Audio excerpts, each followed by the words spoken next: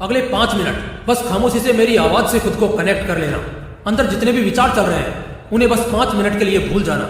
जो कुछ भी बोलना है, सोचना है, जानना है, समझना है, सब 5 मिनट के लिए भूल जाओ। सिर्फ 5 मिनट खामोशी से मेरी आवाज सुनना।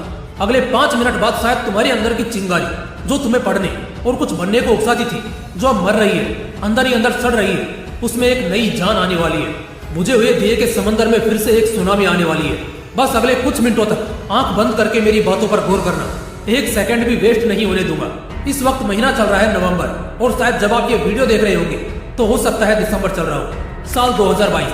कोई नहीं जानता तुम्हारी सच्चाई कि इस साल तुमने क्या कुछ किया। जरा गौर फरमाए तो शायद कुछ भी नहीं किया। स्कूल कॉलेज स्टार्ट हुए भी एक लंबा समय बीत गया, और शायद अगले कुछ महीनों में तुम सबके एनुअल एग्जाम से भी सामने होंगे। तुमने अब तक कुछ नहीं पढ़ा। स्कूल वाले स्टूडेंट क्लास में सोते रहे, कॉलेज वाले बंक मारकर घूमते रहे।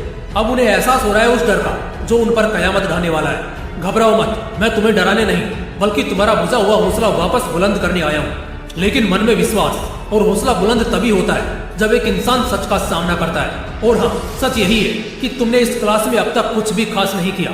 इस डिस्ट्रैक्शन के जमाने में खुद को बहुत ज्यादा डिस्ट्रैक्ट कर लिया। ना चाहते हुए भी पढ़ाई से मुंह मोड़ लिया। पढ़ाई को छोड़कर बाकी सब कुछ कर लिया। लेकिन 1 मिनट, अब क्या करने वाले हो? क्या इस वीडियो के बाद तुम पढ़ाई करने बैठने वाले हो? बड़े शिद्दत से दोबारा पढ़ने की दोबारा कोशिश करने वाले हो?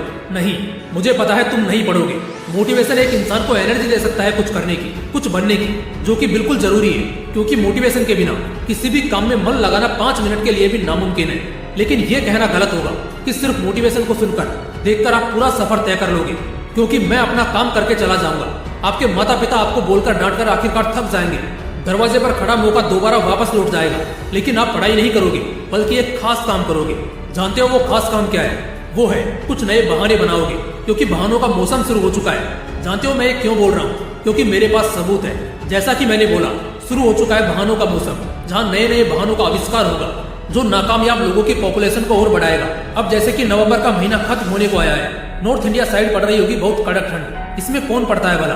कोई पागल ही होगा ना जो अगले साल अपना ड्रीम जॉब हासिल करने वाला है। इसीलिए आज लगा हुआ है कड़क ठंड में भी कंबल ओढ़े, कांपते हुए हाथों से अपनी किताब को पकड़े, जो उसे और ज्यादा हिम्मत देती है कि वो अपने सपनों को हासिल करने के लिए इस ठंड से तो क्या, बड़े से बड़े तूफान से भी लड़ गुजरेगा। लेकिन 1 सेकंड, तुम खुद को उन लोगों में गिनने की गलती मत करो जो अगले साल IAS IPS बनेंगे, CA बनेंगे, किसी कंपनी में बड़े पोस्ट के लिए हायर होंगे, जो अगले साल करोड़ों के बंगलों में रहेंगे, लाखों की गाड़ियों में घूमेंगे।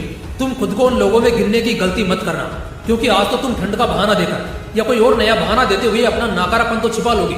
लेकिन दिक्कत यह है कि तुम उन लोगों को भी नहीं छोड़ने वाले जो आज इसी ठंड में, इसी हालात में बड़े शिद्दत से किताबों के पन्नों में खोए हैं। और मैं इसलिए भी ये बात बोल रहा हूँ कि तुम लोग खुद को सफल लोगों की लिस्ट में मत गिनो, क्योंकि कल को तुम ही लोग होंगे जो इन लोगों की मेहनत को महज रातों रात किस्मत का नाम देकर दोबारा अपना नाकारापन छिपा लोगे।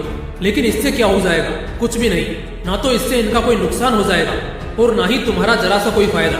लेकिन एक पॉइंट है जहां तुम्हें अंदर से उस गिल्ट का रियलाइजेशन होगा कि यार मैं क्यों ना बन पाया इनके जैसा।